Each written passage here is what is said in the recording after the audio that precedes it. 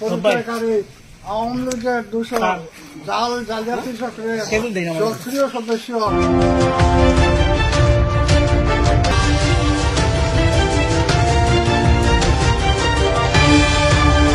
Nazrul Islam শিফারর wife লইয়া এখানে আয়া দান খাটিছে বা ইয়ে করছে, তখন তার ওয়াইফ লইয়া আইছে বলতে ও কারণে যে তার ওয়াইফরে কেউ সইতে পারতো না, সইতে হইলে গিয়া এ নারী নির্যাতন মামলা দিলে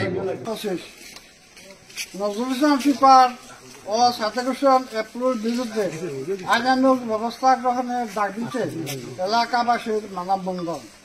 আসসালামু আলাইকুম, আদাব। প্রিয় সাংবাদিক বৃন্দ, সিলেটে বিনমিয়ার উপজেলার ভূমিকাক জাল জালিয়াতি চক্রের মূল হুতা মামলাবাজ আওয়ামী লীগের দূষর সাবেক পাইলাবর গ্রামের বাসিন্দা রফিক আহমদের পুত্র নজরুল ইসলাম শিফার এবং ভূমি কাকক মামলা চাঁদাবাজ ভুয়া অ্যাডভোকেট পরিচয়কারী আওয়ামী লীগের দূষর জাল জালিয়াতি চক্রের সক্রিয় সদস্য স্থানীয় আব্দুল করিম ময়নামিয়া পুত্র সাদেক হোসেন এপ্লু দ্বয়ের বিরুদ্ধে আইনানুগ ব্যবস্থা গ্রহণের দাবিতে 26 জুলাই জলডু পাড়িয়াবহর এলাকাবাসীর আমরা মানববন্ধন করেছি। মানে শিফারের পিছনে কিছুদিন আগে শিফার রেবে ধরছে, ধরার পরে একটু অসুস্থ হিসাবে এখন সাদিক হোসেন এপ্লোর প্রভুত্ব পাই হল কি নজরুল ইসলাম শিফার।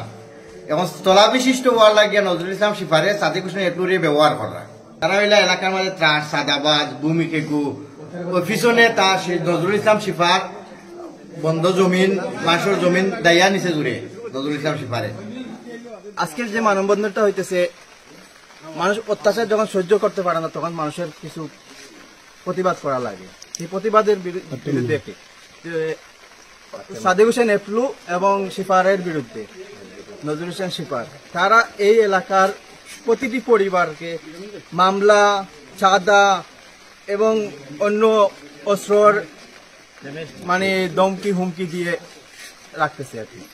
তো এই রাস্তাটার কাজ ছিল সরকারি কাজ কিছুদিন আগে, তখন সে বাধা দিছে এই সাদেক হোসেন এপ্লু এবং চাঁদা দাবি করছে।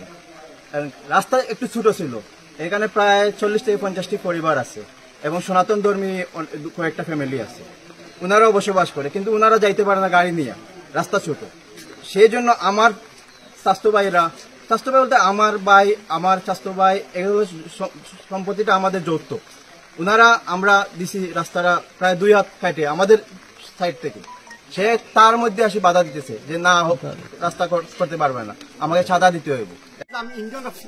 চেয়ারম্যানের মাধ্যমে আমি আমরা কাজটা করতে এপ্লে দিছে না, দিছে না আমরা টেকা দিবাই রাখলাম, আমরা টেকাইতো আমরা সরকার থেকে আমরা এই কাজটা আনছি, আমরা ও হিসাবে আমরা কাজ করতে দিছে না, যে আমরা মামলা করে দিছে, আমরা এই মাসুম টাসুম সারা মামলা করে তারা সাদা টেকা দিছি না করে সারা মানে আমরা পুলিশ আনিয়া এই কাজটা আমরা ইনকাই হরাইয়া নিচ্ছে দিয়া।